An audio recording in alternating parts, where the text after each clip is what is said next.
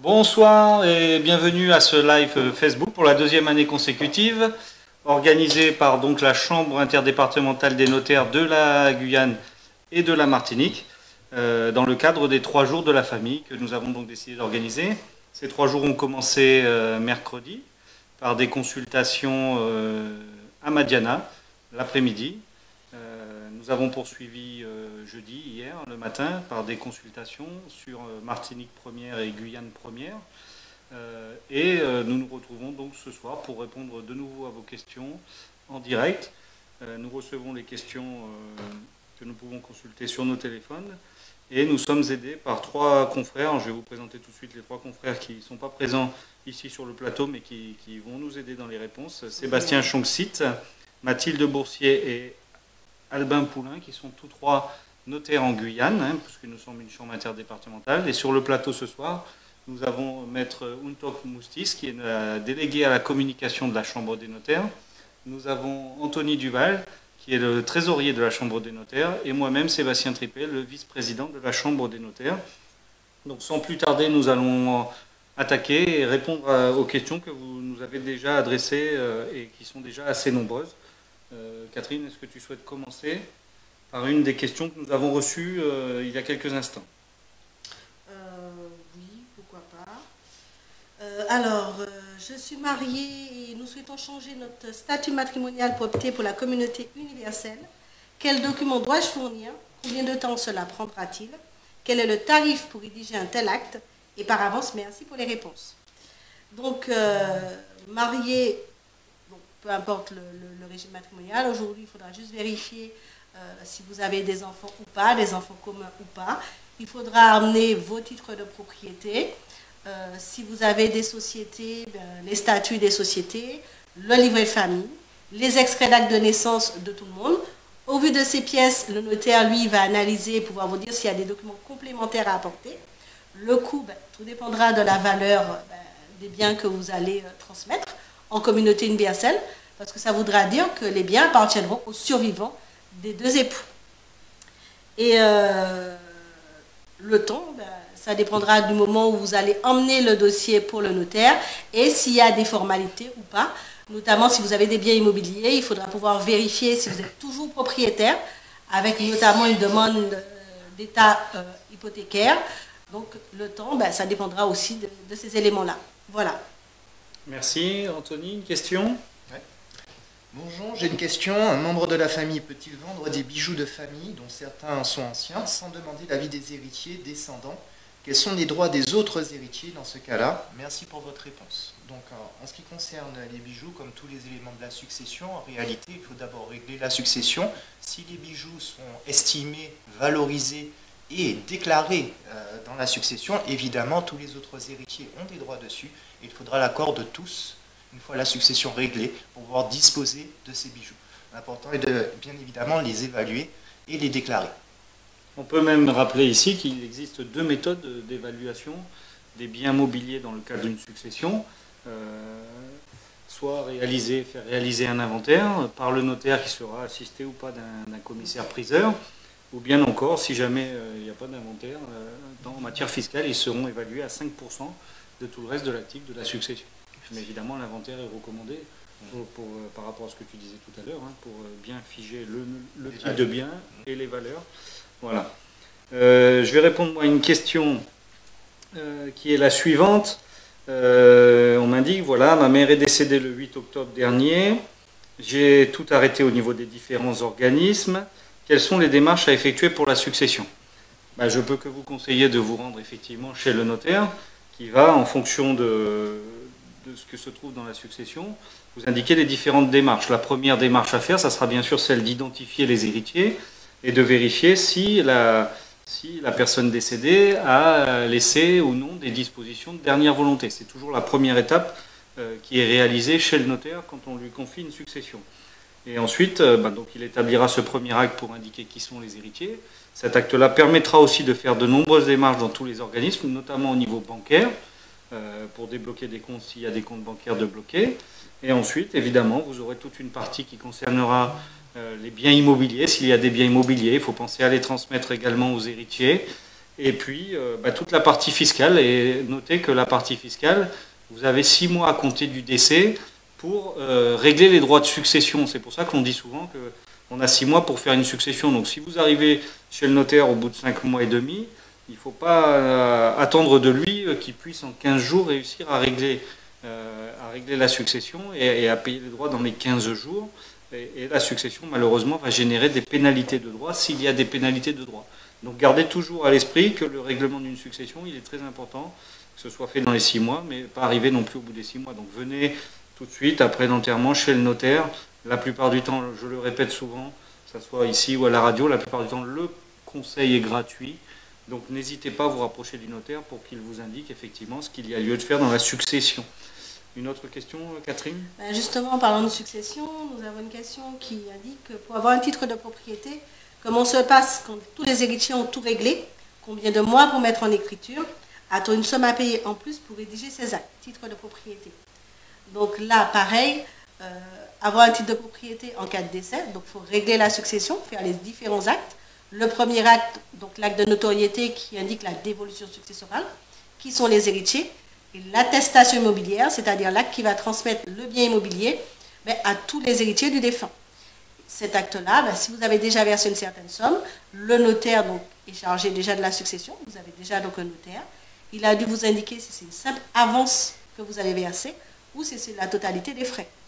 Et le délai, tout dépend en fait des formalités à faire, puisqu'avant de rédiger, on doit vérifier aux hypothèques que vous êtes toujours propriétaire, au service de publicité foncière. On doit vérifier au niveau des impôts que vous êtes à jour. Il y a plusieurs démarches à faire avant de pouvoir rédiger et ensuite de vous donner un rendez-vous de signature de l'acte. Anthony, tu as une question? Alors, toujours en matière de succession, on a une question. Bonsoir, quelle est la démarche à faire pour aboutir à la fin d'une succession entamée par un mandataire depuis 2019? Mon père est décédé depuis 2014. Bon, évidemment, là, ça fait un petit moment déjà que la personne est décédée. Pour reprendre une succession qui est un peu vieillotte, évidemment, il va falloir refournir les pièces qui avaient été demandées dès l'ouverture du dossier, à savoir les pièces d'état civil, les éléments qui concernent le défunt. S'il existe des biens immobiliers, il va falloir faire une réévaluation des biens immobiliers, puisque les biens ont pu prendre de la valeur ou en perdre. Et il faudra, pour le notaire, qu'il ait au moins la valeur du bien immobilier pour vous annoncer le coût des actes.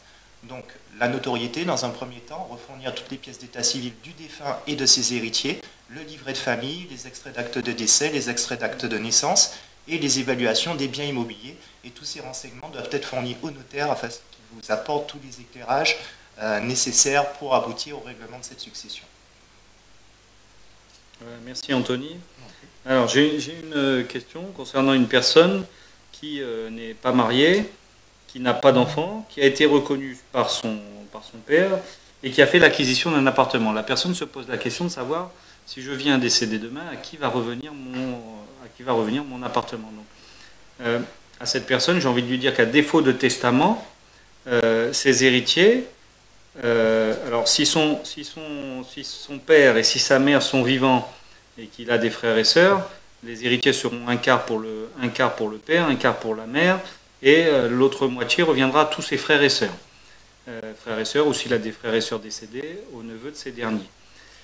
Si jamais il n'a plus que son père ou sa mère aura toujours le quart, celui qui reste, et les 3 autres quarts seront pour les collatéraux, donc les frères et sœurs.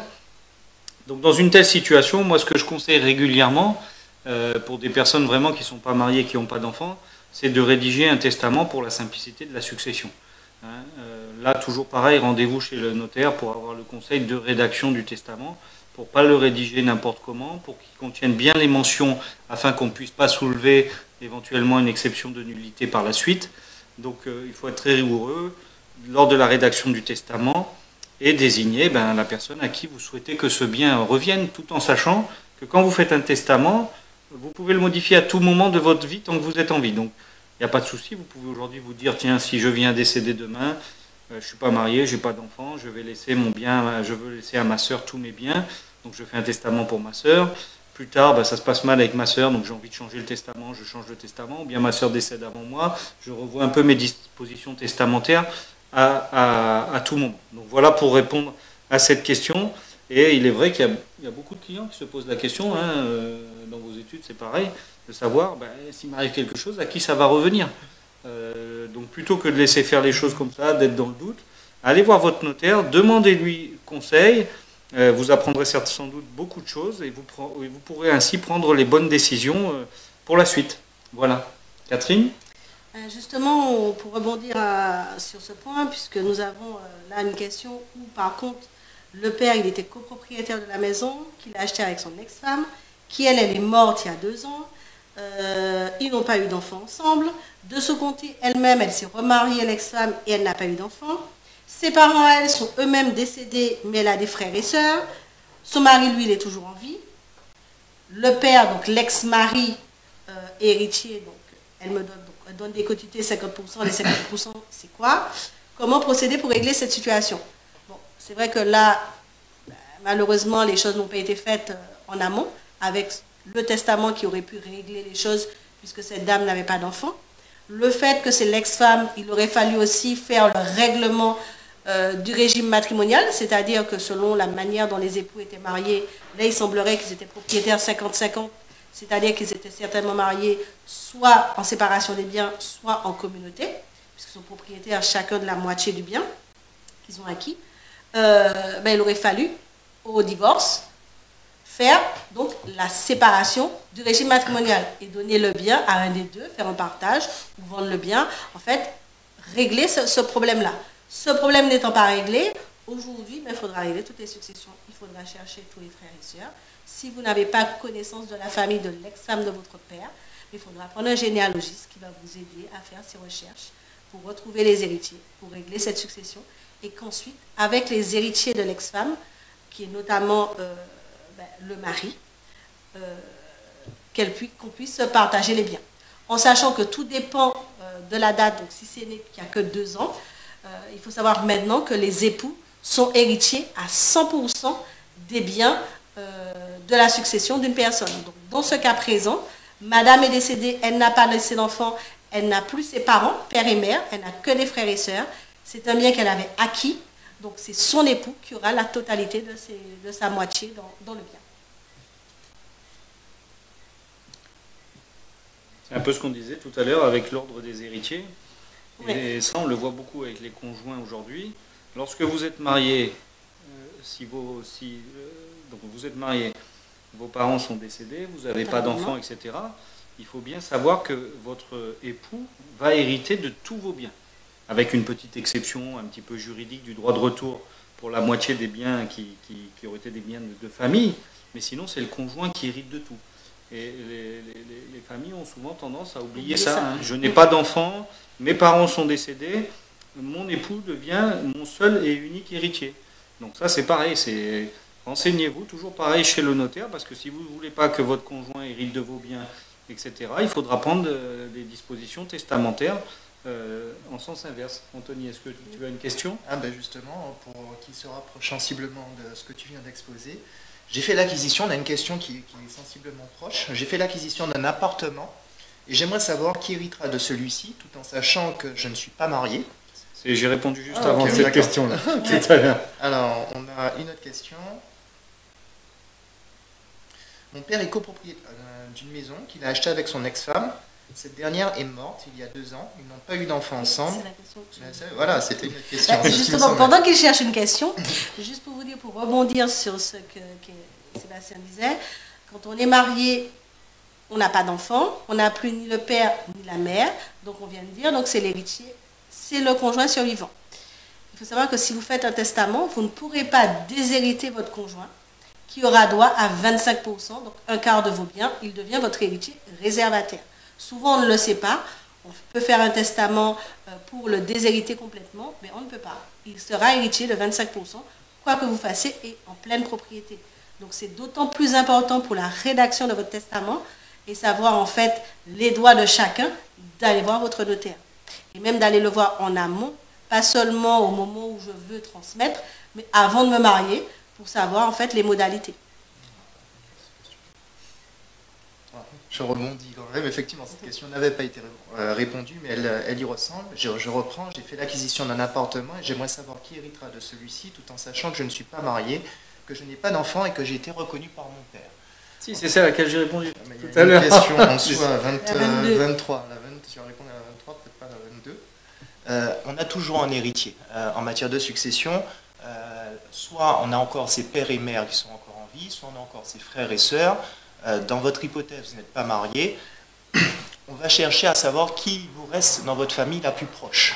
Si il n'y a personne, on ne retrouve personne, cousin, cousine, frère, sœur, oncle, tante, père, mère, c'est une succession en déshérence. C'est ce qu'on appelle une succession en déshérence, et c'est donc l'État qui finira par s'approprier les biens de la succession. Donc vous avez tout intérêt, monsieur, madame, à envisager peut-être un testament, mais attention, à partir du moment où vous faites un cadeau, vous laissez à quelqu'un qui est étranger à votre famille, il n'y a pas un lien de filiation, quel qu'il soit, vous vous exposez à payer 60% de la valeur de ce que vous donnez à cette personne. Donc attention, allez voir votre notaire dans cette situation et anticipez la transmission de votre bien. Merci. Alors j'ai vu passer 2 questions sur la renonciation à la succession. Une personne nous indique mon époux est décédé, etc. J'attends l'ouverture de la succession pour dire que je souhaite y renoncer. La succession s'ouvre pas quand on va chez le notaire. La succession s'ouvre le jour du décès de la personne. Donc vous devenez héritier le jour du décès de la personne. Si vous souhaitez renoncer à la succession, dès le lendemain matin muni d'un acte de décès, vous pouvez aller faire une déclaration de renonciation à la succession auprès du greffe du tribunal. Une autre personne m'indique aussi que cette fois-ci, la succession a bien avancé. L'attestation immobilière, qui est un acte qui permet de transmettre les biens, a déjà été signée.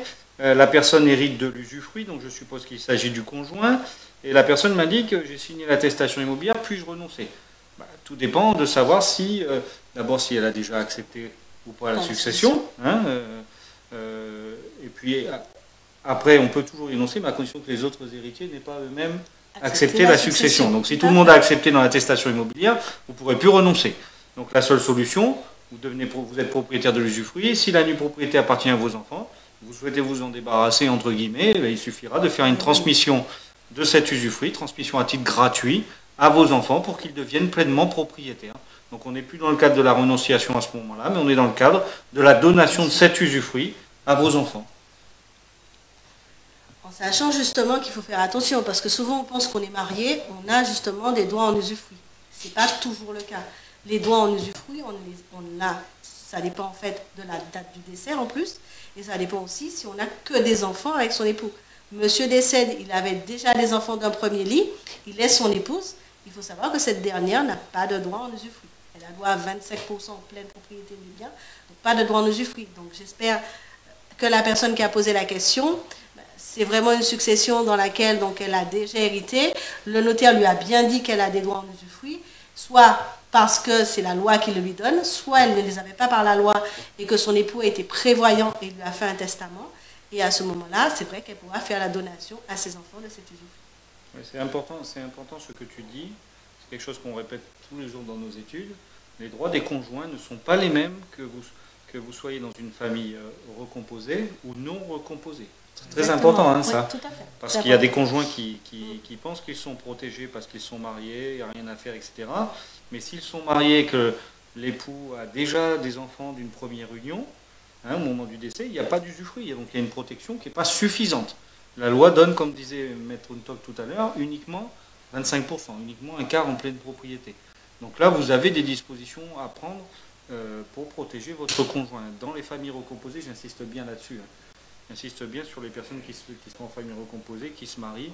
Moi, le conseil, c'est souvent de leur dire, faites un contrat de mariage pour bien identifier déjà vos patrimoines respectifs au moment du mariage, parce que bien souvent, vous avez eu une vie avant, vous avez des économies, vous avez des choses comme ça. Donc, faites un contrat de mariage pour bien identifier ce que vous possédez chacun. Et puis ensuite, prenez des dispositions de dernière volonté, soit le testament, soit éventuellement la donation entre époux, pour vous protéger mutuellement, hein, je dis bien protéger mutuellement, Ouais. mais tout en protégeant aussi les enfants. Oui. Hein, il faut voir plus loin. C'est moi, dans un premier temps, je protège mon conjoint, mais je ne mets pas en difficulté mes enfants derrière. Et ça, c'est le notaire qui va vous guider lors d'un rendez-vous pour bien vous expliquer un petit peu quel type d'acte il y a lieu de signer. Et c'est vrai que c'est très très important parce que beaucoup de gens n'y pensent pas. Et c'est au moment où arrive le décès qu'on se rend compte de la situation et des difficultés. Anthony, est-ce qu'une question est arrivée? Je vois, mon père a acquéri un terrain lors de son mariage avec ma mère. Le terrain est séparé par une rivière donnant 2 parcelles. Comment ma mère peut-elle récupérer ses parts et faire hériter ses enfants, en sachant que mon père a 5 enfants, dont 1 pas reconnu et 3 avec ma mère? Comment cela se passera puisque mon père attend sa mort pour que nous puissions hériter? Que doit faire ma mère? Bon, je ne suis pas sûr d'avoir bien compris la question. Il y a plusieurs questions déjà Voilà. dans la même question. Il y a plusieurs questions. On va essayer d'y répondre un peu dans l'ordre. Bon, mon père a acquis un terrain lors de son mariage avec ma mère. Le terrain est séparé par une rivière donnant 2 parcelles. Ce n'est pas parce qu'il y a une rivière qui sépare le terrain que c'est forcément 2 parcelles. Il faut analyser le titre de propriété, le cadastre, pour voir quelle est la nature et comment ça a été acquis. Ils étaient mariés sous la communauté, mariés sous la séparation. Il faut analyser le titre de propriété dans un premier temps pour identifier la parcelle en question. Comment ma mère peut-elle récupérer ses parts et faire hériter ses enfants? Si elle est mariée sous la communauté, il va falloir attendre le décès ou alors provoquer la liquidation du régime matrimonial de façon à ce que les biens soient attribués à chacun des époux. Ou sinon, c'est par succession. Et dans le cadre de la succession, des attestations de transmission immobilière seront dressées après un acte de notoriété et qui va désigner qui sont les héritiers qui seront dorénavant les propriétaires, probablement en indivision, de cette parcelle. Ensuite, en sachant que mon père a 5 enfants, dont 1 n'est pas reconnu et 3 avec ma mère. En matière d'enfants non reconnus, un enfant non reconnu ne vient pas à la succession. Seuls les enfants reconnus viennent à la succession d'un défunt, sauf à faire, par ces enfants qui ne sont pas reconnus, à faire des actions en vue de se faire reconnaître. Donc ça règle le problème de l'enfant qui n'est pas reconnu. Comment cela se passera-t-il puisque mon père attend sa mort pour que nous puissions hériter? Alors c'est là que je ne suis pas sûr d'avoir bien compris la question. De toute façon, on hérite de ses parents qu'à partir du moment où ils sont décédés, sauf de leur vivant, à faire des actes de donation ou faire différents actes de leur vivant, mais sinon on hérite de ses parents que par succession. On hérite dans un premier temps de son père, puis de sa mère, ou inversement selon l'ordre des décès. Et c'est au terme des 2 décès, si les parents de leur vivant n'ont pas prévu des dispositions testamentaires ou des donations entre époux, dans lesquelles on aurait attribué des droits au conjoint survivant. Voilà, en gros, donc rapprochez-vous également une fois de plus du notaire pour lui expliquer votre situation et qu'on puisse vous apporter des réponses plus précises aux questions qui sont un peu diffuses. Mais ce n'est pas forcément très évident, ça je le conçois. J'espère en tout cas avoir pu répondre à votre question.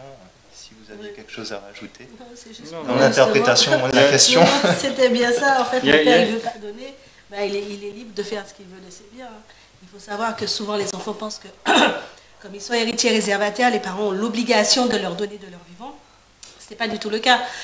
Les enfants n'héritent, en fait, ils sont réservataires que des biens qui restent au décès. Oui, les parents peuvent tout vendre avant de mourir.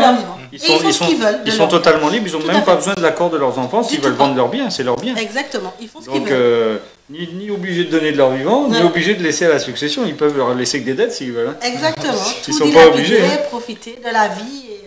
Là, j'ai une petite question en matière de reconnaissance.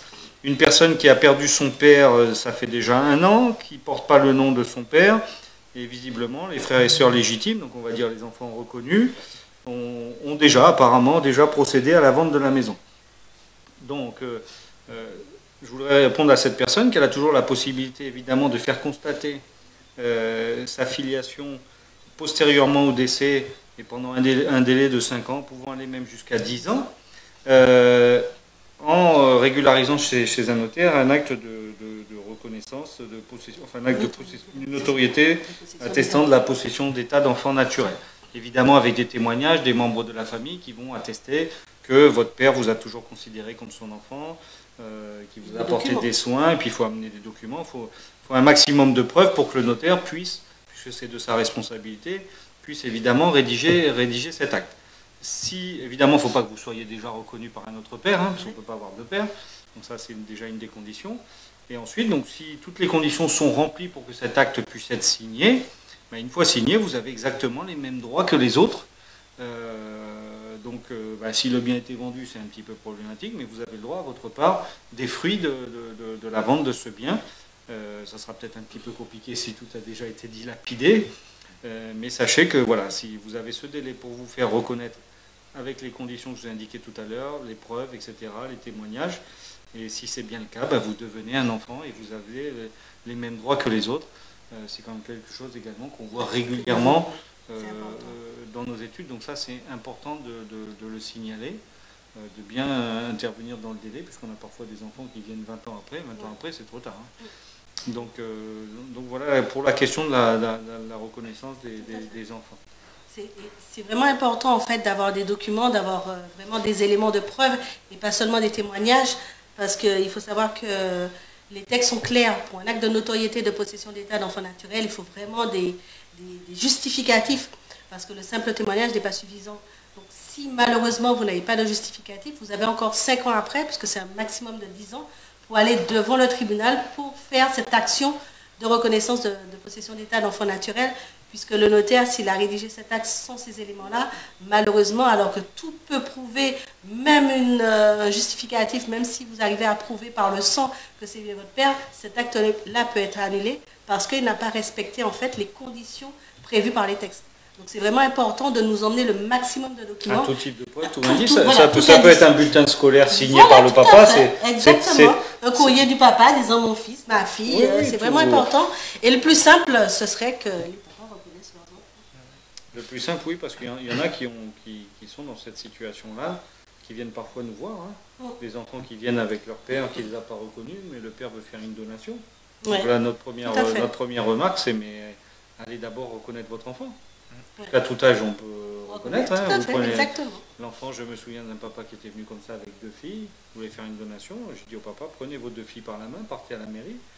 Et il est parti faire la mairie, reconnaître ces deux filles pour permettre de transmettre le bien. Parce qu'en plus, de toute façon, on ne pourrait pas faire la donation, parce que ça serait considéré comme des étrangers d'un point de vue fiscal. Donc si je donne à des enfants que je n'ai pas reconnus, ils ne sont pas mes enfants. Hein. Ils ne sont pas mes enfants juridiquement, donc ils vont payer des droits de donation à hauteur de 60%. Donc dès qu'on annonce ça, de toute façon, la donation est suffisante. Tandis que dès que la reconnaissance est faite, on bénéficie des mêmes abattements, possibilité de transmettre jusqu'à 100 000 € par enfant, sans payer de droits tous les 15 ans, etc. Donc la reconnaissance est quand même extrêmement importante à tous les niveaux. Est-ce qu'on a une petite question Oui, je pense que c'est une question complémentaire par rapport à celle que j'ai répondu tout à l'heure, puisqu'on me dit que la succession a été fermée, mais l'inventaire a été fait du côté du grand-père et non de la grand-mère qui avait des biens propres. C'est que nous voulons ajouter au dossier de succession et que nous avons déjà payé en totalité au notaire ainsi que les actes de propriété.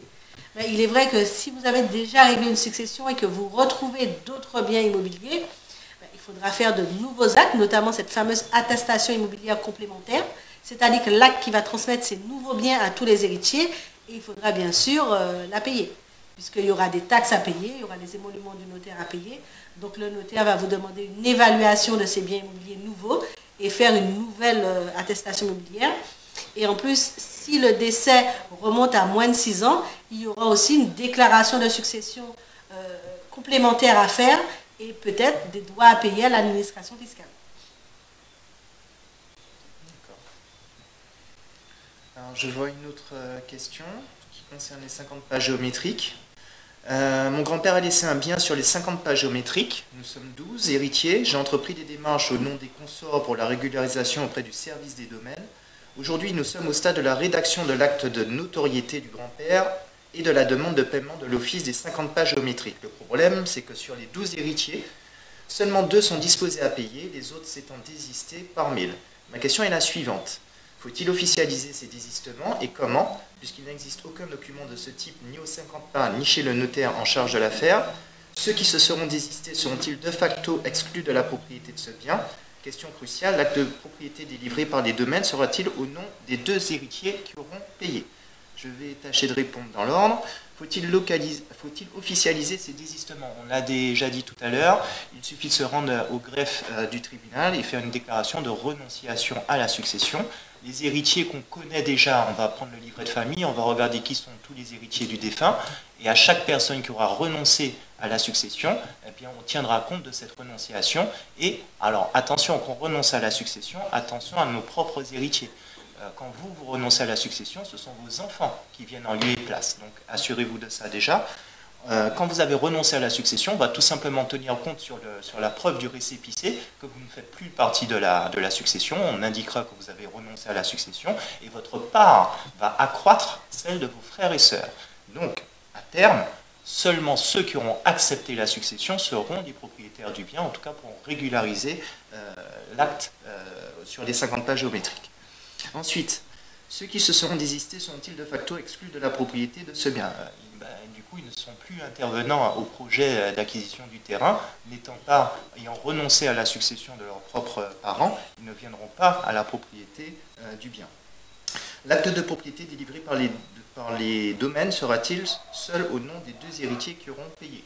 Évidemment, si on a renoncé à la succession, on ne viendra pas à la succession. Ceux qui auront payé, c'est qu'a priori ils auront accepté la succession, et quand on accepte une succession, on prend l'actif et le passif. Donc ceux qui n'auront pas payé, attention, ce n'est pas parce qu'on refuse de payer qu'on renonce à la succession.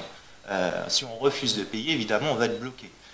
Si par contre on paie et qu'on va au bout de la démarche, évidemment, seulement ceux qui auront accepté la succession et payé pourront prétendre à la propriété du bien. Voilà, j'espère en tout cas avoir pu répondre un peu à votre question.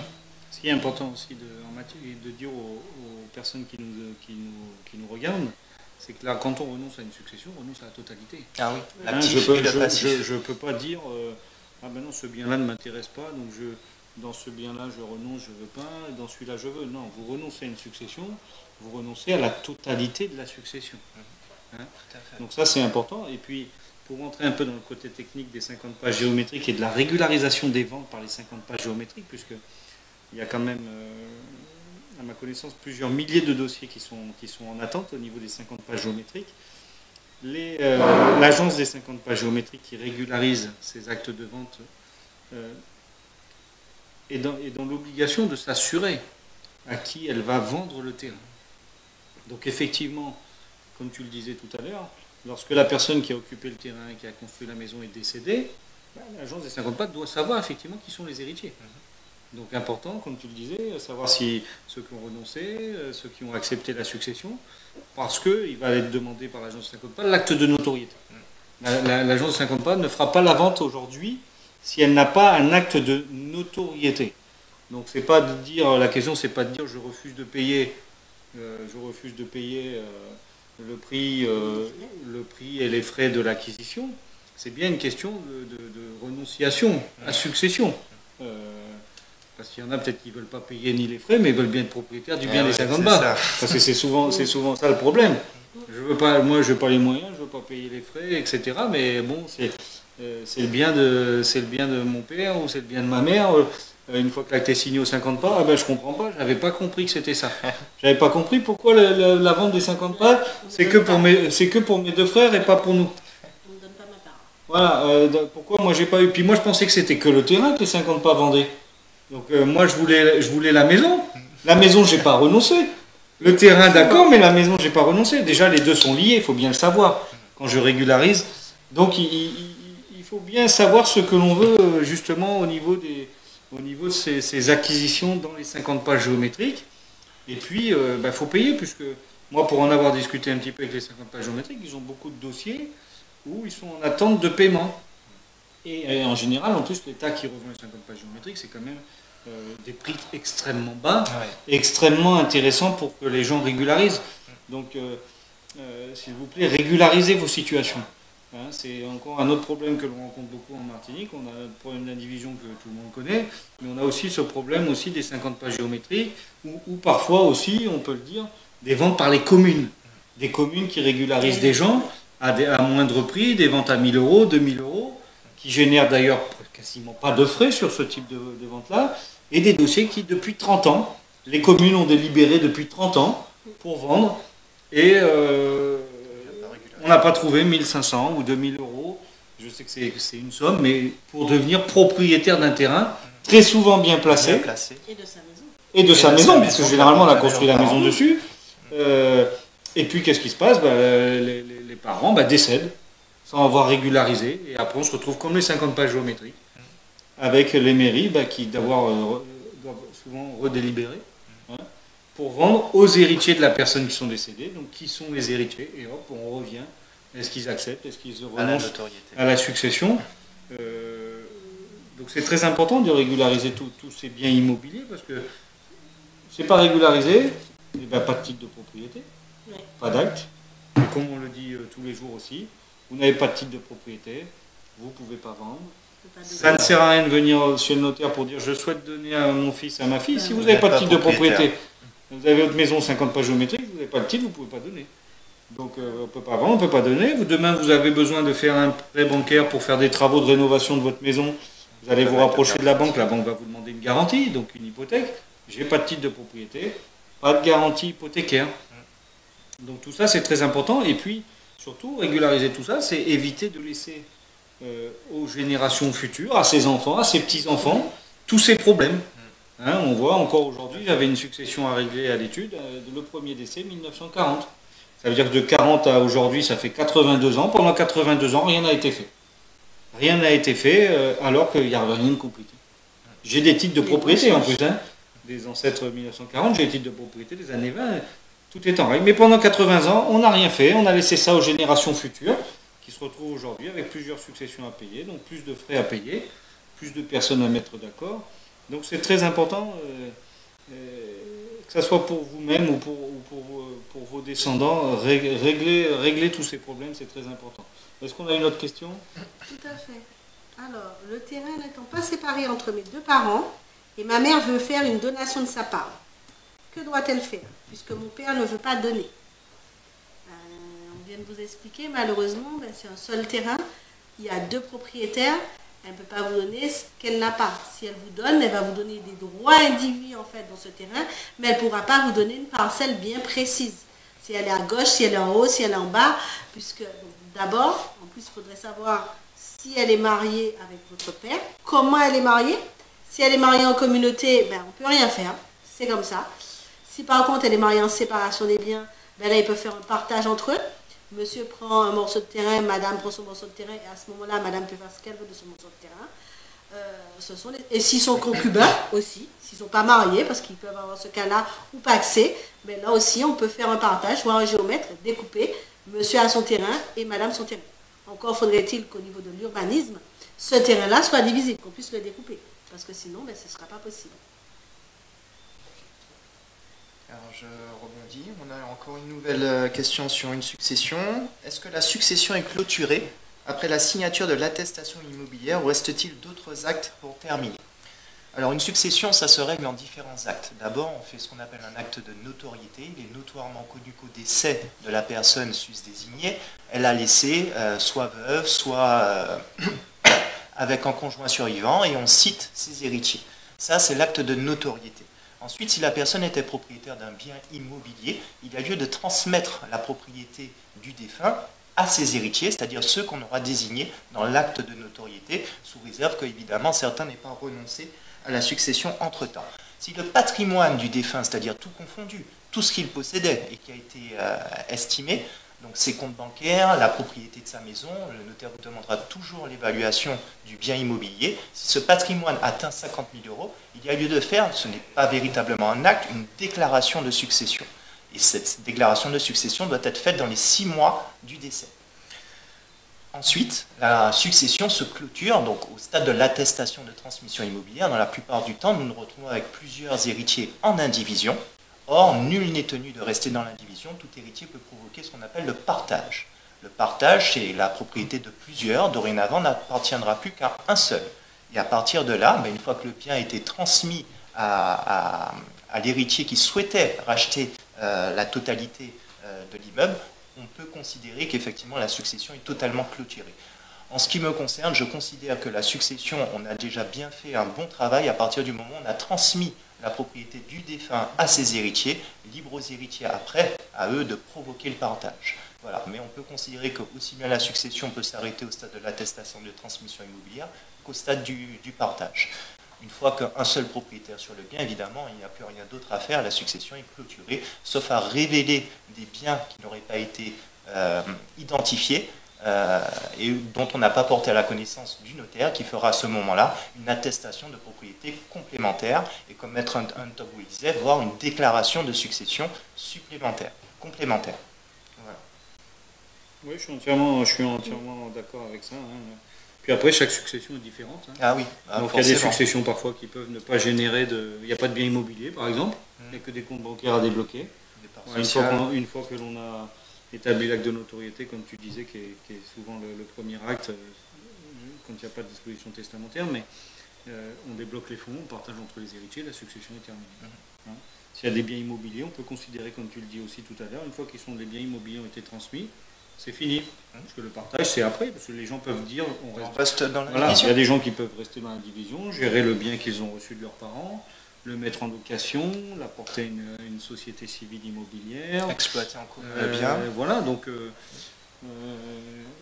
voilà, c'est un petit peu... Chaque succession est bien souvent un petit peu différente. Alors, comme je me plais à le dire aux gens qui viennent me voir, et comme on l'a lourdement insisté, il faut régler les successions, allez voir nos notaires, n'attendez pas 10 ans, 15 ans, 20 ans, comme on a pour pratique de le faire.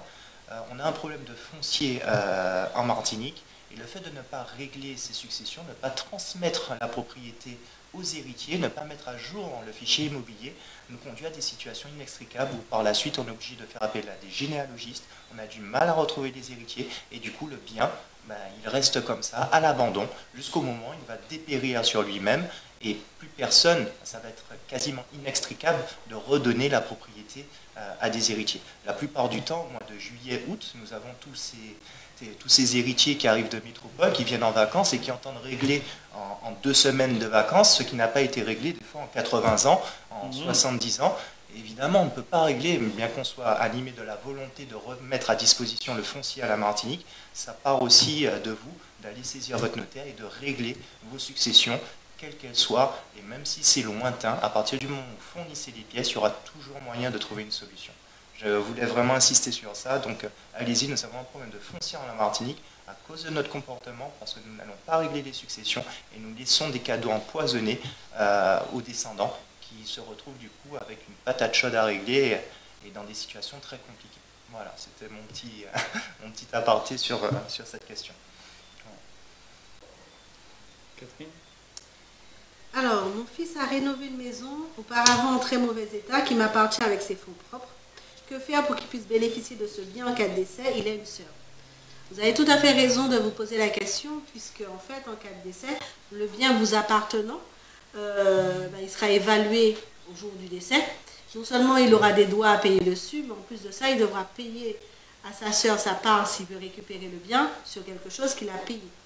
Donc, il est important d'aller voir votre notaire avec le titre de propriété qui pourra vous conseiller au mieux. Il y a plusieurs façons de faire. Soit vous lui faites la donation, c'est pas un bien où vous habitez, donc il a la totalité du bien. Vous lui faites la donation du bien, bien sûr, avec une valeur qui ne tiendra pas compte des travaux que lui il a fait. Soit c'est un bien dans lequel vous habitez vous aussi. Donc vous allez vous garder l'usufruit, c'est-à-dire l'usage du bien, y habiter ou le louer. Donc il y a plusieurs solutions à faire, ou par testament au pire, vous pourrez reconnaître cette dette envers votre fils pour qu'il n'ait pas, 1, à payer des droits de succession dessus, 2, à verser des sommes à sa sœur sur des sommes que lui, il a payées. Donc c'est vraiment important de prendre rendez-vous le plus rapidement possible avec votre notaire pour régler cette situation, malheureusement, avant que quelque chose n'arrive. Encore une petite question en matière de renonciation à la succession. Une personne nous pose la question suivante. La succession n'a jamais été ouverte, aucune démarche n'a été faite depuis 11 ans. Est-ce que l'on peut toujours renoncer à la succession? Tant que vous ne l'avez pas accepté, comme je disais tout à l'heure, soit explicitement en faisant des actes, par exemple, je sais pas, de disposition sur des biens d'héritage, vous pouvez toujours évidemment renoncer. Puis on en parlait tout à l'heure, la renoncier à la succession, on parlait du tribunal, mais sachez qu'elle peut être faite devant notaire. Le notaire est habilité à recevoir l'acte de renonciation à la succession. Anthony? Alors, je vois une autre question. Mon fils a rénové une maison auparavant qui était en très mauvais état, qui m'appartient, mais avec ses fonds propres. Que faire pour qu'il puisse bénéficier de ce bien? Ah, excuse-moi, c'est cette question que tu réponds. Il a une sphère. Où récupérer les actes de propriété de mon aïeul, morte en Guyane, qui était propriétaire en Guyane française. À la succession de ma grand-mère n'a reçu qu'à la moitié d'un terrain en Martinique et les autres ont gardé des terres de Guyane. Ma grand-mère et ma mère décédées, nous voulons régler la succession de ma mère en 97.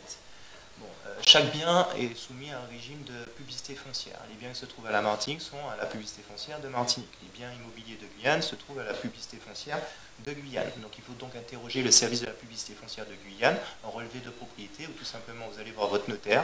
Contre un faible coût, entre 15 et 25 euros, on va lever un état hypothécaire du nom du défunt pour avoir un relevé de propriété, avoir les références, enfin on aura tout son historique en fait, hein, et on va demander la copie du titre en question pour avoir l'historique de ce qui s'est passé, comment il est devenu propriétaire, et si sa succession a été réglée, ben, tout va apparaître sur le fichier immobilier. Le bien se trouve en Guyane, on va interroger le service de la publicité foncière de Guyane, le bien se trouve en Martinique, on va interroger le service de la publicité foncière de Martinique. Quel que soit le notaire que vous saisissez, il est habilité à pouvoir interroger les différents services de la publicité foncière. Évidemment, quand le notaire se trouve sur place, c'est beaucoup plus accessible pour lui, mais nous avons tout à fait compétence pour interroger les services de la publicité foncière de toute la France. Voilà, j'espère avoir pu répondre à votre question. Exactement, c'est une bonne chose de rappeler aux gens qui nous regardent que les notaires de Martinique ou de Guyane ont une compétence nationale. Nous sommes des très notaires de important. France. Nous pouvons intervenir dans n'importe quel département français, que ce soit pour des successions, pour des ventes. Vraiment, le notaire a une compétence nationale. Je dis nationale, je ne dis pas internationale. On n'est pas compétent pour la vente d'un bien aux États-Unis ou quelque chose comme ça. Mais on a une compétence nationale. Une question que l'on vient de recevoir. Pour des parents, quelle est la meilleure solution? Vendre ses biens à ses enfants ou leur effectuer à leur profit une donation ou une donation-partage? Je veux dire, c'est une question qui ne se pose pas, puisque ce sont deux actes totalement différents. Si je souhaite vendre un bien à mon enfant, c'est un acte à titre onéreux, il faudra que mon enfant en paye le prix. Il n'est pas question de lui faire un acte de vente dans lequel il ne paye pas le prix. On appellerait ça une donation déguisée, et là vous pouvez avoir les impôts qui vous tombent sur le dos, qui vous redressent, qui vous calculent des droits de succession, etc. Donc, soit je vends mon bien, si je vends mon bien à mon enfant, c'est comme si je le vendais à un étranger. Il y a un prix qui doit être le juste prix, le bien doit être à sa valeur vénale, et surtout pas inférieur à sa valeur, parce que là encore, vous risquez le redressement, et peut-être même des problèmes par la suite en cas de revente en matière de plus-value, puisqu'on devra tenir compte de ce prix bas que vous avez mis.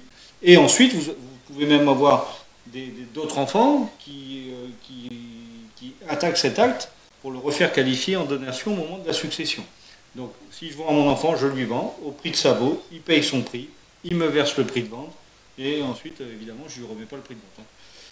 Il m'a payé le prix de vente.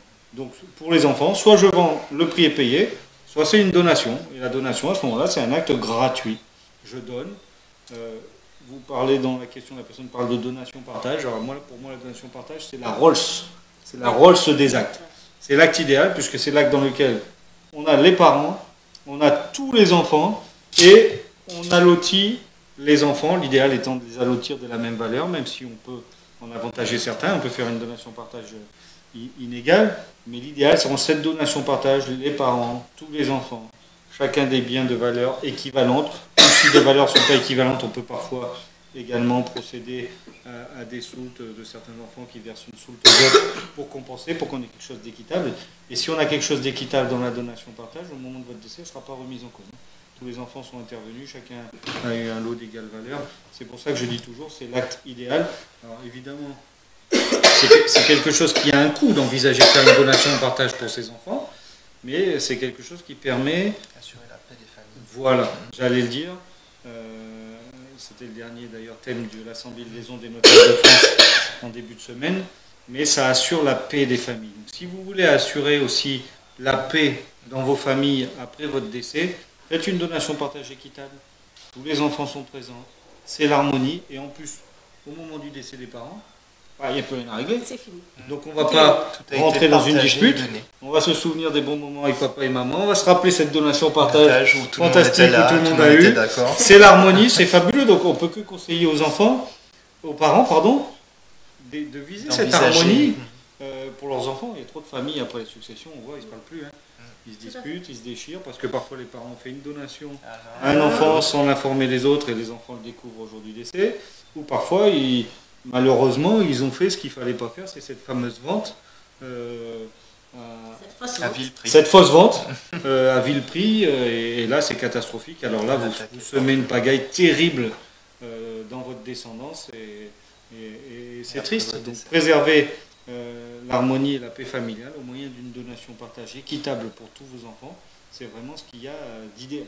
Tout à fait. Et pour que la Rolls-Royce brille et soit vraiment superbe, il faut vraiment que chaque enfant reçoive quelque chose. Parce que si c'est le même bien que vous donnez à tout le monde, ben vous les remettez dans la division. situation. Et là, on se retrouve avec les mêmes problèmes où il faut qu'ils soient d'accord après pour tout partager.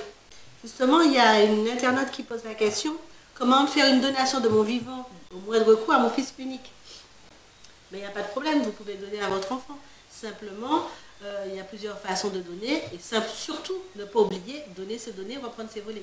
Donc ce qui veut dire qu'en fait, si c'est votre résidence principale, vous la lui donnez parce que c'est votre enfant unique, vous ne voulez pas qu'il paye trop de droits, c'est à lui définitivement.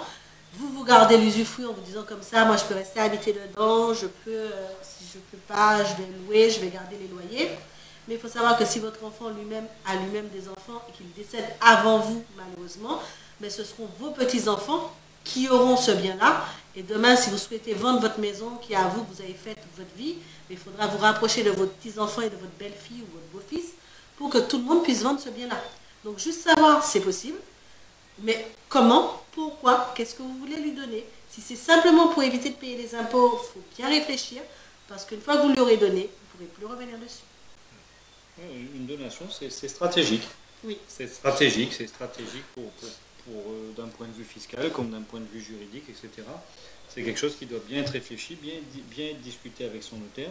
Le notaire saura effectivement vous donner les bons conseils si vous souhaitez transmettre votre patrimoine. Et comme le disait Catherine tout à l'heure, quand je donne à un enfant, je donne, j'ai donné. Hein. C'est fini. J'ai donné, donc si j'ai pu garder l'usufruit, l'usufruit me donne la jouissance des loyers, je peux louer le bien, etc. Mais si je souhaite vendre ce bien, il faudra que je sois d'accord avec mes enfants pour qu'on puisse vendre ensemble, et le fruit de cette vente sera partagé en fonction des droits de chacun. Et si vous avez gardé de l'usufruit, quand vous vendrez le bien, si vous êtes assez âgé, le fruit de la vente, vous en aurez peu au final. Donc tout ça, c'est effectivement c'est très important de s'organiser et de consulter le notaire. Pour nous, c'est facile d'en parler puisque c'est notre quotidien. Et puis surtout, j'aurais tendance aussi à dire, quand je dis d'aller voir le notaire, je rajoute toujours, les consultations généralement sont gratuites, Oui, c'est oui. très souvent, mais je dis surtout, n'écoutez pas les cancans. Voilà, les cancans, ce qu'on vous dit. Beaucoup de gens arrivent avec des cancans, j'ai pas le droit de faire ci, je peux pas donner à mon fils, je peux pas donner à ma fille. Venez voir le notaire il va vous donner la bonne réponse.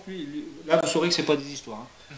Donc là, vous pourrez faire confiance, et vous pourrez même d'ailleurs aller voir la personne qui vous a dit n'importe quoi, et puis peut-être l'aider. J'espère qu'elle vous croira. Non, il y a des fois aussi, Sébastien, que les personnes, en fait, elles ne sont pas tout à fait dans le même cas. Donc, Ah oui. ce qui est bien pour une personne peut ne pas être du tout efficace pour vous. Donc, c'est super important. C'est ce qu'on en fait. disait tout à Voilà. l'heure. Quelqu'un va peut-être dire, moi, mon père, il est mort, ma mère a eu l'usufruit, donc t'inquiète pas. C'est bon, Si ouais. tu meurs, si ton mari meurt, tu as l'usufruit.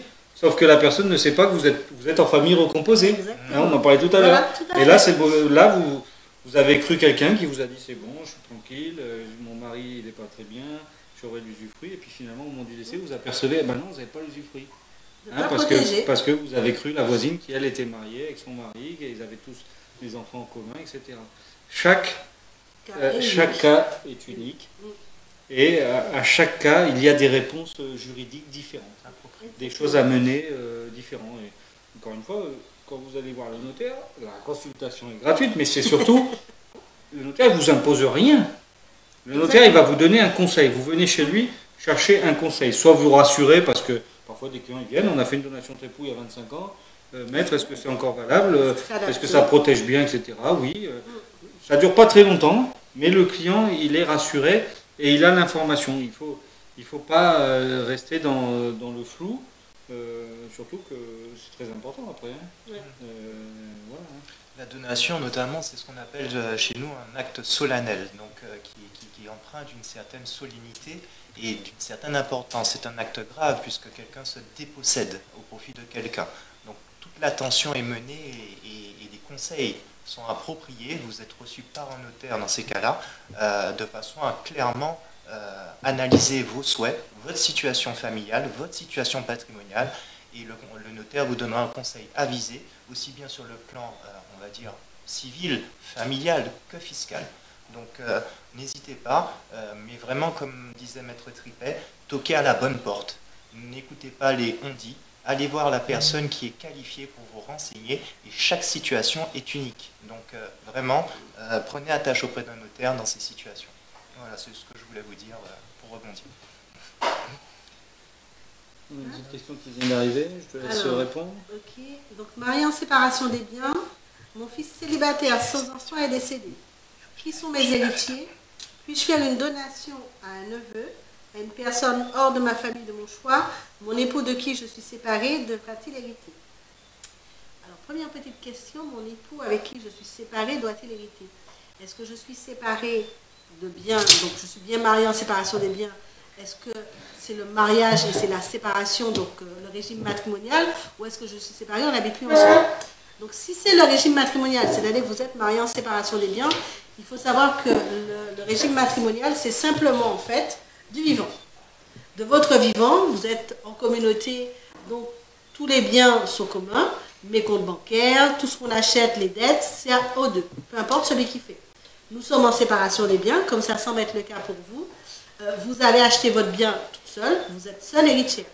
Simplement, en cas de décès, qui sont vos héritiers, puisque malheureusement, vous n'avez plus d'enfants, et votre fils n'ayant pas d'enfants, donc vous n'avez pas de petit-enfant, c'est votre mari. Il est votre héritier, et en plus, votre héritier réservataire. Ce qui veut dire qu'en fait, si vous donnez vos biens à qui vous souhaitez, il n'y a pas de problème. Simplement, il a droit à 25% de vos biens. Vous ne pouvez pas le déshériter. Donc aujourd'hui, votre héritier, c'est votre époux. Si vous ne souhaitez pas qu'il hérite de la totalité des biens, vous pouvez faire des donations ou des testaments. Par contre, il faut juste ne pas oublier qu'il aura droit à 25% de vos biens. C'est très important. On peut parler aussi de ça, du régime quand on est marié, la communauté. Parce que beaucoup de gens ne savent pas ce que c'est que la communauté. Ils n'ont pas de contrat de mariage, mais ils ne savent pas très bien ce que c'est. D'autres, on leur a parlé de séparation de biens, ils ont peur, hein, ils pensent que, etc. Alors que le régime de la séparation des biens, qui est celui qui est choisi, on peut choisir d'autres, mais c'est celui qui est choisi dans près de 100% des cas, il est protecteur avant tout. Hein, il est protecteur avant tout, il fige le patrimoine de chacun. Si un époux a des dettes, on ne peut pas aller saisir les revenus de l'autre. Alors qu'en communauté, c'est vrai qu'il faut le savoir. Je prends l'exemple, moi, toujours du client qui vient me voir et qui me dit c'est mon bien, les mariés sur la communauté, c'est mon bien, je l'ai acheté, c'est mon bien. Ah, c'est votre bien. Vous l'avez acheté comment? Je l'ai acheté avec mon argent. D'accord? Votre argent, c'est vos revenus. Vous êtes marié sous quel régime? Communauté. Non, c'est pas votre argent, c'est l'argent de la communauté. Quand on est marié sous la communauté, les revenus, les gains et salaires, comme on dit, ce sont des biens communs, ça tombe dans la communauté. Ça appartient aux deux. Ça appartient aux deux. Donc, vous êtes marié sur la communauté, vous allez chez le notaire, rien ne vous empêche d'acheter un bien immobilier seul chez le notaire à votre nom, en payant avec vos deniers, si vous avez sur votre... Mais le bien sera commun, il appartiendra à vous et votre mari, parce que vous êtes marié sous la communauté. Et si vous souhaitez le revendre, d'ailleurs essayez de le revendre, voilà, essayez de le revendre en venant avec votre titre de propriété, c'est à moi tout seul, regardez, c'est que mon nom. Oui, vous êtes marié sous la communauté. Par contre, pour revendre, c'est l'accord des deux époux. Alors que sous la séparation de biens, contrat de mariage, vous achetez un bien seul, il vous appartient, vous pouvez le revendre librement, avec la petite exception du logement de la famille, il faudra l'accord de votre époux, ça c'est une petite règle particulière. Mais sous le régime de la séparation de biens, vos revenus, ce sont vos revenus, les revenus de votre mari, ce sont les revenus de votre mari. Donc c'est très important. À quel moment on signe un contrat de mariage? Avant de se marier, ça coûte moins cher. Et surtout, en fait, c'est vous seul qui décidez, monsieur et madame, enfin le couple. Il n'y a pas besoin des enfants, il n'y a pas besoin des créanciers, et ça vous coûte moins cher. Avant de passer devant le maire, on passe devant le notaire. Voilà, le coût d'un contrat de mariage. Voilà. 300 € à peu près. 300 maintenant, parce qu'il y a €, plus de un petit peu taxes, plus, voilà. légèrement. Voilà. Quelques Donc, bonnes bouteilles de champagne que vous mettez en moins pour les invités, et vous êtes tranquille pour la vie. et surtout, voilà, 300 €, Ouais. c'est vraiment quelque chose c'est très important C'est super. de le faire. Ouais. Et puis, ça s'accompagne en général par la suite D'un testament, d'un d'une donation testament. entre époux. Voilà, se surtout dans les protéger. familles recomposées. On n'arrête pas Exactement. d'en parler depuis le début de notre intervention ce soir. Vous aurez certainement compris que quand vous êtes en famille recomposée, il y a vraiment beaucoup de choses à faire. Et à se Beaucoup de protéger. dispositions à prendre pour se protéger, pour protéger ses enfants, etc. Tout à Ça, fait. c'est vraiment quelque chose d'important. Donc le contrat de mariage, séparation de biens, on peut peut-être en citer d'autres, des contrats de mariage. Juste avant d'en citer d'autres, il y a le petit exemple aussi des personnes qui viennent te voir et puis qui te disent ah mais moi j'ai acheté mon bien avant maître, hein, c'est à moi. Ah oui c'est à moi. Ah ben non vous me dites que tout ce qui est acheté pendant le mariage c'est aux deux mais moi je l'ai acheté avant. Simplement on oublie le petit prêt qu'on a fait pendant le mariage, enfin on l'a fait avant le mariage mais on l'a remboursé. Mais oui mais maître je l'ai remboursé avec mon salaire, c'est Voilà, mon argent. aussi. Ah ben là votre argent c'est toujours pas votre argent. Donc en fait vous aurez une dette envers l'autre pour les sommes que vous aurez utilisées, même si c'est votre salaire, qui ne sont pas à vous, pour payer un bien qui est propre à vous. Une dette ou une récompense, parce que Voilà. la communauté a financé ce bien. Exactement, c'est le couple qui aura financé. Voilà, c'est vrai que ça aussi, les époux ont tendance Oui. un petit peu À y penser. Voilà. ouais. On a d'autres petits contrats. Il y a justement une internaute qui avait posé la communauté universelle, où en fait tous les biens reviennent aux survivants. Tous les biens reviennent aux survivants. Ouais. Mais là il faut faire attention. Hein, Il faut parce faire que là, très les attention. enfants, Parce que communauté universelle, voilà, on prive ses enfants. Dans les familles recomposées, c'est encore plus délicat. oui. En plus, ces enfants-là disposent d'une action. Donc la communauté universelle, c'est vraiment voilà, On contrat doit les particulier. recevoir, voilà. Et puis on a un autre régime aussi qu'on voit de temps en temps, la participation aux acquets. Là, c'est plutôt un régime qui fonctionne comme une séparation des biens pendant que vous êtes mariés. Et puis, lorsque le mariage est dissous, soit par un divorce, soit par un décès, ben, il y a des comptes à établir. On va comparer un petit peu ce que vous aviez au moment de votre mariage, le patrimoine de chacun au moment du mariage, le patrimoine après, au moment soit du décès, soit du divorce. Et puis, l'époux qui se serait enrichi le plus que l'autre, sera redevable envers l'autre de la moitié de cet enrichissement pour que ça reste quelque chose d'équitable. C'est un régime assez compliqué d'ailleurs à liquider. Et après, on peut aussi parfois faire un régime de séparation de biens avec une petite clause de communauté pour le logement de la famille. Voilà, on veut que le logement de la famille, par contre, lui, suive le régime communautaire. Donc il y a plein de petites choses qui sont adaptées en fonction chacun de votre vie passée, on va dire, hein, si vous avez des enfants, de votre vie présente selon votre activité professionnelle, etc. Donc c'est pareil, quand vous vous mariez, on est amoureux, hein, on est fou. Hein, parce que souvent on est amoureux, on s'aime comme des fous, et là, c'est souvent la réponse des clients, c'est non, votre contrat de mariage, c'est l'amour, on partage tout. Et puis quand ça se passe plus très bien, on se rend compte que... Oui, mais quand on s'aime, oui, parce que je disais que c'était pour se protéger tout à l'heure. Parce que tu as quelqu'un, oui, en fait, lui, il a des sociétés, il fait des affaires tout le temps, et on est marié en communauté, mais tous vos biens sont impactés, et l'autre conjoint ne peut même pas aider la famille pendant ce temps. Donc, c'est aussi une forme de protection, des fois, le contrat de séparation des biens. Donc, il faut juste y penser, et savoir, en fait, qu'une fois que vous l'avez fait, tout ce que vous aurez mis dedans, parce que c'est vrai qu'on peut tout rajouter dedans, on peut inclure des petites choses, mais une fois qu'on l'a fait, il est définitif. Puisqu'après, en fait, le défaire, il faut l'accord des deux. S'il y a des créanciers, il faut peut-être des fois l'accord des créanciers. Quand on a des enfants mineurs et autres, donc voilà, c'est plus lourd en fait de changer le régime matrimonial. C'est pour ça qu'il faut faire attention.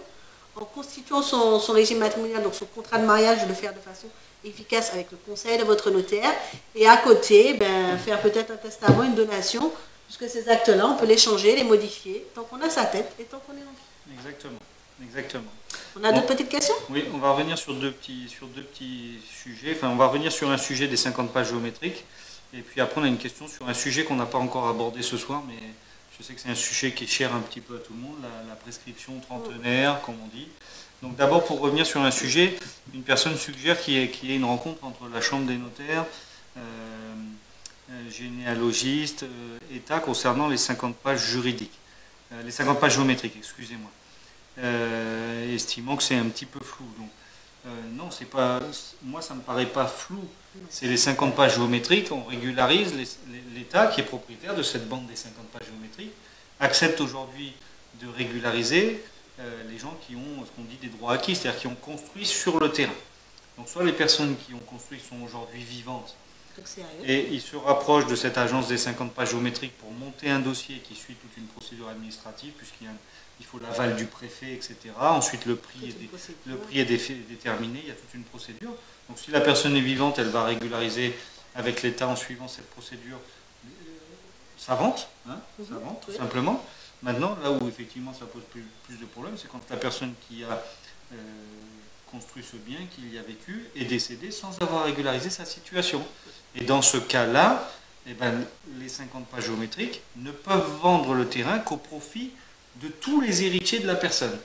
Hein, il ne faut pas croire qu'on va régulariser, comme je disais tout à l'heure, qu'au profit de ceux qui ont payé. Non. La vente se fait au profit de tous les héritiers, qui deviennent tous propriétaires, et qui ensuite, s'ils veulent que le bien, ils sont 10, ça revient qu'à 2, et ben les 8 vont céder leur part aux 2 qui souhaitent devenir propriétaires. Mais il n'y a pas du tout de préférence. Oui, et puis il n'y a pas de, comme disait la personne, ça a l'air d'être le flou. Non, il n'y a pas le flou. On régularise au profit des gens qui ont construit, s'ils sont vivants, cas le plus simple, ou au profit de leurs héritiers. Et les héritiers, bah, évidemment, c'est pas toujours facile de les trouver. Quand ce sont des enfants, c'est très simple. Quand ça devient pas d'enfants et qu'il faut aller chercher des frères et sœurs, c'est plus compliqué. Et puis quand c'est encore plus éloigné, c'est encore plus compliqué. Et puis quand vous avez laissé traîner la situation, on en parle tout à l'heure, pendant des décennies, eh ben, on peut avoir pas une seule succession, mais de multiples successions à régler pour trouver les héritiers. Et parfois même, quand il y a plusieurs successions, on s'aperçoit qu'il faut qu'une partie des biens va dans d'autres familles, parce qu'on ignorait totalement que telle personne pouvait hériter de ce bien-là, etc. Donc voilà, plus on laisse passer, de toute façon, plus on laisse passer du temps, tout ce qui traîne se salit. Plus c'est compliqué. Donc maintenant... Non, il y a vraiment une réglementation, tu as raison Sébastien. C'est peut-être parfois, c'est pas très clair pour les uns et les autres, mais il y a vraiment une réglementation qu'on suit, tant les 50 pas que nous, et on ne peut pas faire autrement en fait pour titrer sur cette bande des 50 pas. Il n'y a pas d'autre procédure, et les 50 pas, l'État, parce que c'est l'État qui vend, c'est le préfet qui signe, ne vont pas prendre de risques. Ils veulent s'assurer qu'ils vendent bien aux descendants de la personne qui occupait le bien, et pas à quelqu'un d'autre. Donc s'il y a des recherches, parfois besoin d'un généaliste, ça peut prendre effectivement beaucoup de temps. Et puis l'État ne va pas faire les recherches pour vous. Hein. L'État va dire aux héritiers, amenez-nous les actes de notoriété qui précisent bien qui sont les héritiers. Donc s'il y a besoin d'un généalogiste, ça va être les héritiers qui vont devoir financer les frais du généalogiste pour retrouver des héritiers. Donc voilà, on va, avant de parler de la prescription, une toute petite question, je te laisse y répondre. Mon fils est célibataire, il vient de décéder sans enfant, qui sont ses héritiers? Alors les héritiers de votre fils, célibataire sans enfant, son papa, sa maman et tous ses frères et sœurs. J'insiste sur tous les frères et sœurs parce que surtout tous les enfants de papa, tous les enfants de maman. C'est pas simplement les enfants du couple. C'est-à-dire papa et maman n'ont eu qu'un enfant, lui. Ben, ils se disent, bon, mais super, nous on hérite, mais papa il a d'autres enfants, ou maman elle a d'autres enfants de son côté, et ce sont tous les frères et sœurs de cet enfant qui vont hériter de lui. Un quart papa, un quart maman. C'est important. Voilà. Parce que souvent, quand on parle des frères et sœurs, il y a des cas où les personnes pensent que c'est les frères et sœurs du couple. Oui. Du couple, pas du tout. Je meurs, j'ai des frères et sœurs, mon papa et ma maman, mais mon papa, avant de rencontrer ma maman, il avait d'autres enfants. Ou bon, il a fait des bêtises, il en a eu d'autres aussi pendant le mariage. Ça peut arriver. Et il les a reconnus. Donc ou pas. Ou pas. Mais ils ne sont pas reconnus. Normalement, mais s'ils s'occupaient d'eux, ils peuvent demander. Donc, mais ce sont vraiment tous les frères et sœurs, autant de papa et maman que de papa ou de maman, parce que maman aussi, peut avoir eu une vie avant et avoir d'autres enfants. Donc voilà un petit peu qui sont les héritiers, si votre fils n'a évidemment pas fait de testament. C'est pour ça qu'on insistait aussi tout à l'heure, quand on n'a pas d'héritier ou quand on n'a pas d'enfant ou quoi que ce soit, ou qu'on a des biens, de penser à faire un testament, parce que des fois c'est difficile de retrouver tous les frères et sœurs Et s'ils sont décédés eux-mêmes et ils ont laissé eux-mêmes des enfants, parce qu'on n'oublie pas, il ne faut pas oublier ça, ils vont hériter, il faudrait les retrouver. Hein. Et surtout bien le rédiger, le testament. En plus. Parce que c'est pas le tout de faire un testament. Si le testament est mal rédigé et qu'on a des difficultés pour l'appliquer, voilà, le conseil du notaire, il est très important. Je prends l'exemple récemment d'une tante qui avait une maison. Elle avait qu'une maison, elle n'avait rien d'autre, hein, une maison, puis peut-être très très peu d'argent. Et je pense que dans son esprit, elle souhaitait laisser tous ses biens à son neveu. Mais elle a fait un testament, je lègue ma maison à mon neveu. Ah ben le neveu, pour avoir la maison, il faut que j'aille chercher. Et puis cette dame-là avait une vingtaine de frères et sœurs. Donc quand le neveu m'a amené le testament, je dis, bah oui, vous avez laissé la maison.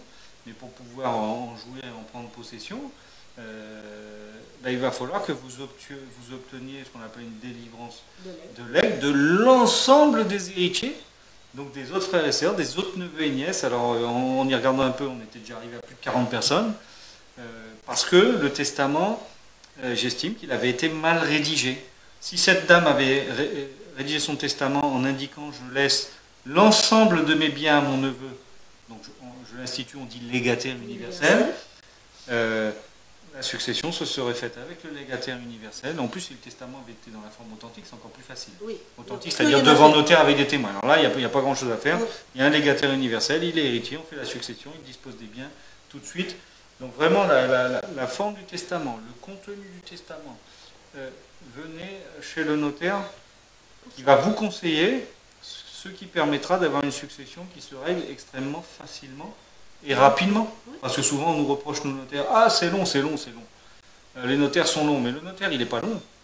Le notaire, s'il n'y a aucune complication, la succession, elle se fait dans les temps. Si à partir du moment où on ne trouve pas les héritiers, vous-même, parfois, vous ne savez pas qui hérite, etc. Le notaire, ce n'est pas un magicien. Voilà, s'il faut faire appel à la généalogie, ça prend plus de temps. S'il y a des désaccords entre vous, eh ben, voilà, la succession va traîner. Si au moment où tout est fait, le notaire vous indique le montant des frais à payer, vous ne le payez jamais, vous ne payez pas les frais, la succession n'avancera pas non plus. Donc, il n'y a aucune raison pour qu'une succession traîne chez un notaire. Je le dis tout le temps. Oui. Il n'y a aucune raison qui puisse venir du notaire. Et les seules raisons, c'est celles qu'on vient d'indiquer.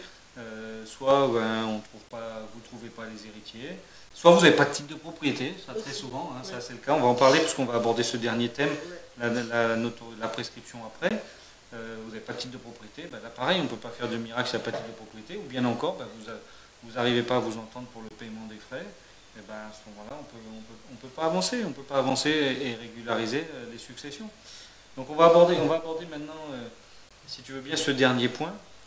J'avais vu 2-3 questions sur ça, sur la prescription trentenaire. La prescription trentenaire, quand vous n'avez pas de titre de propriété, vous êtes nombreux à pousser la porte des études de notaire et à poser la question, comment faire pour avoir un titre de propriété? Et souvent, parfois même sans savoir exactement ce que c'est, vous évoquez ce terme de trentenaire. C'est plus souvent ce terme qu'on entend. Je veux faire un trentenaire ou une prescription de trentenaire. Donc, Catherine, dans quel cas peut-on faire une prescription trentenaire, c'est-à-dire obtenir un titre ou quelque chose qui deviendra un titre par la suite, si ce n'est pas contesté? Donc, dans quelles conditions? Qu'est-ce qu'il faut réunir pour tout ça? Le code civil, il est très clair. Il faut une possession paisible, publique, non équivoque, à titre de propriétaire et depuis plus de 30 ans. Ça fait beaucoup de choses. Hein. Ça fait beaucoup de choses, mais il faut vraiment réunir tous les cas. Donc, je m'installe sur le terrain. Papa ou maman m'a dit installe-toi là. Je sais que c'est pas à moi, c'est le terrain de la famille. Je ne peux pas aller demain matin dire je ne vais pas régler la succession de papa et maman.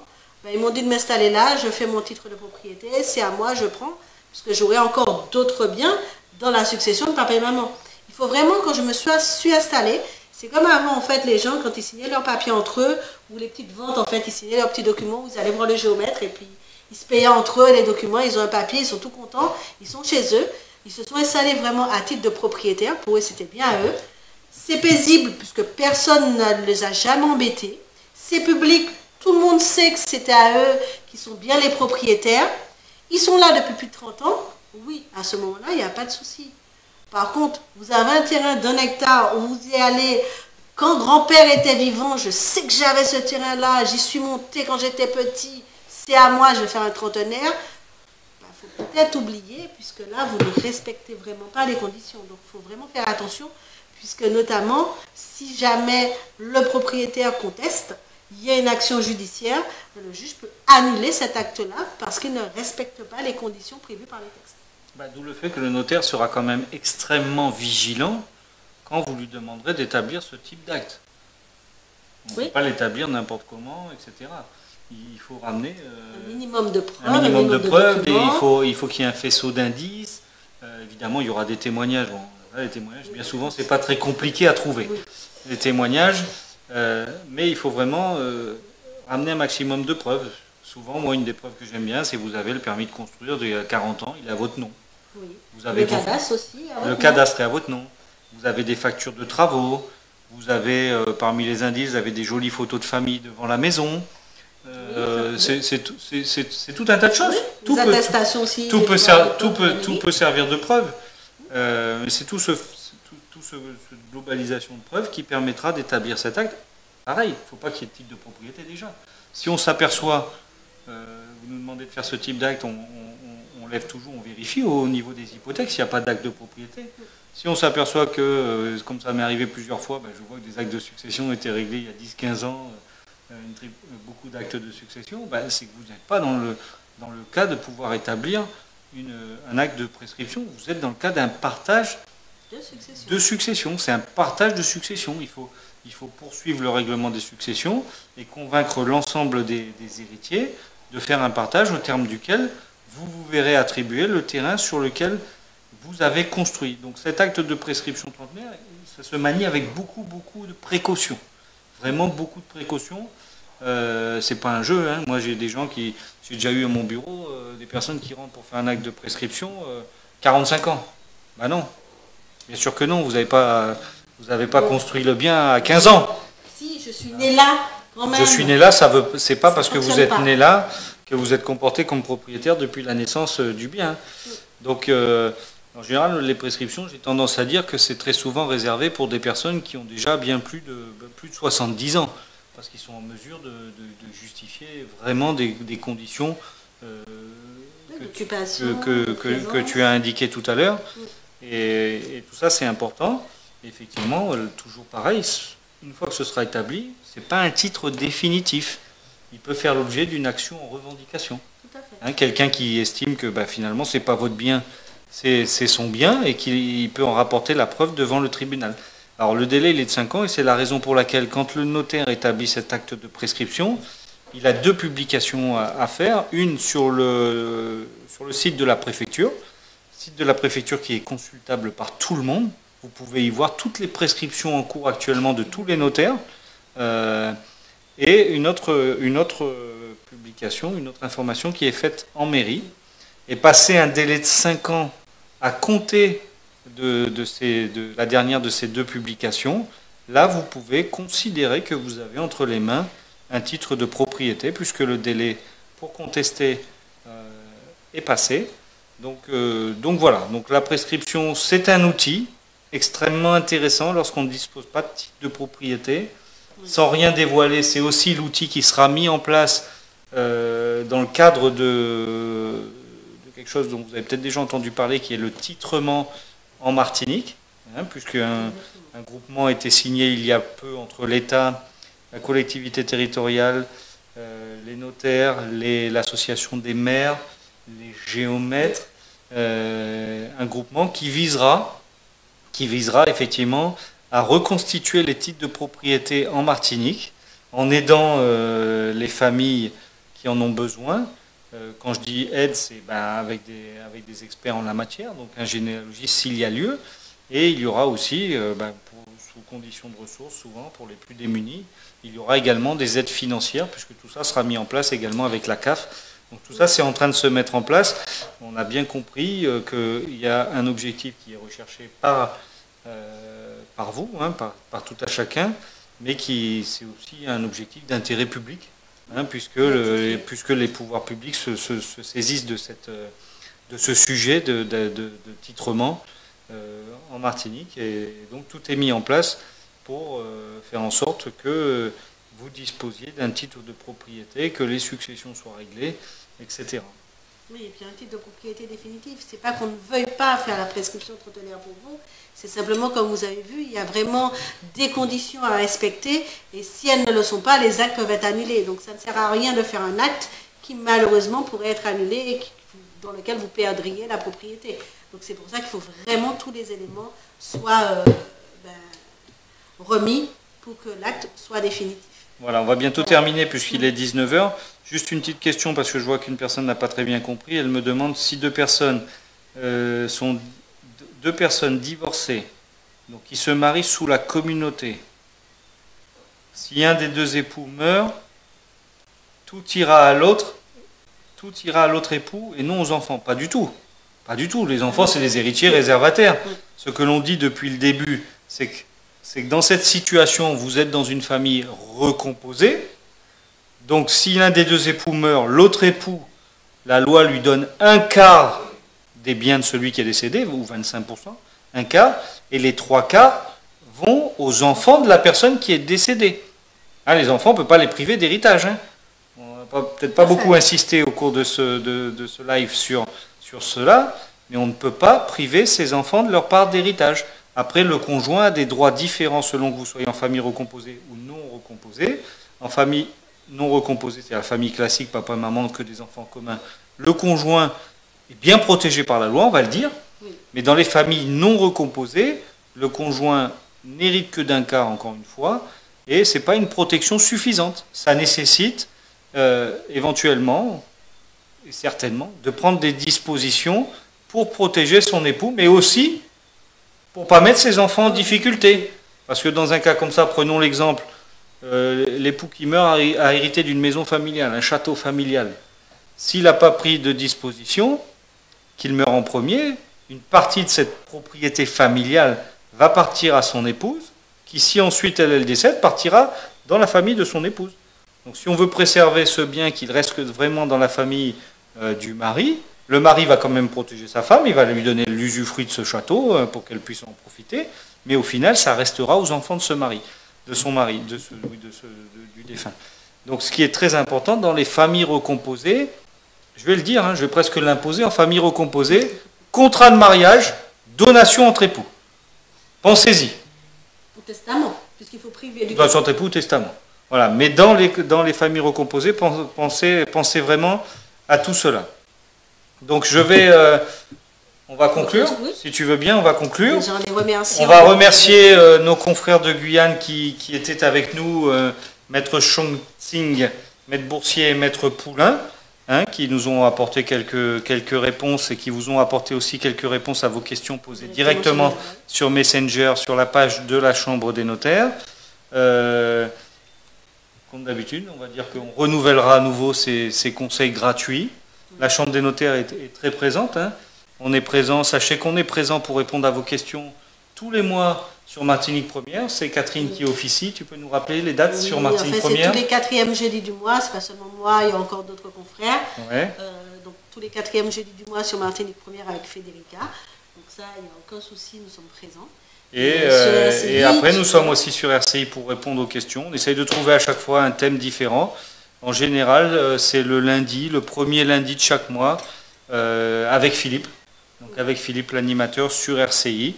Donc voilà, c'est deux. Nous sommes aussi sur les antennes de justice, dans les différentes mairies, tous les mois. Donc nous sommes vraiment présents en fait pour vous, pour répondre à vos questions. Mais n'hésitez pas aussi à pousser les portes de nos offices pour poser les questions et être à l'écoute. Voilà, nous sommes là pour vous. Et je rappelle, la plupart du temps, sinon renseignez-vous quand vous contactez un notaire avant pour savoir, mais la plupart du temps, chez les notaires, à la différence des avocats, bien souvent, les consultations sont gratuites. C'est à vous après de décider, une fois que vous avez eu le conseil du notaire, des dispositions que vous souhaitez mettre en place. Donc nous allons remercier aussi la société Casacom qui nous a permis d'organiser ces 3 jours de la famille pour vous permettre donc à chacun, soit aujourd'hui, soit hier soir, mercredi à Madiana, voilà. Il me semble qu'il y avait du monde. Donc voilà, donc merci à tous. Nous vous souhaitons une belle soirée, un bon week-end et nous vous disons à bientôt. Voilà, merci en partenariat, beaucoup. On n'oublie pas, avec la Banque des Territoires. Donc merci à tous et bonne soirée. Au revoir. Au revoir.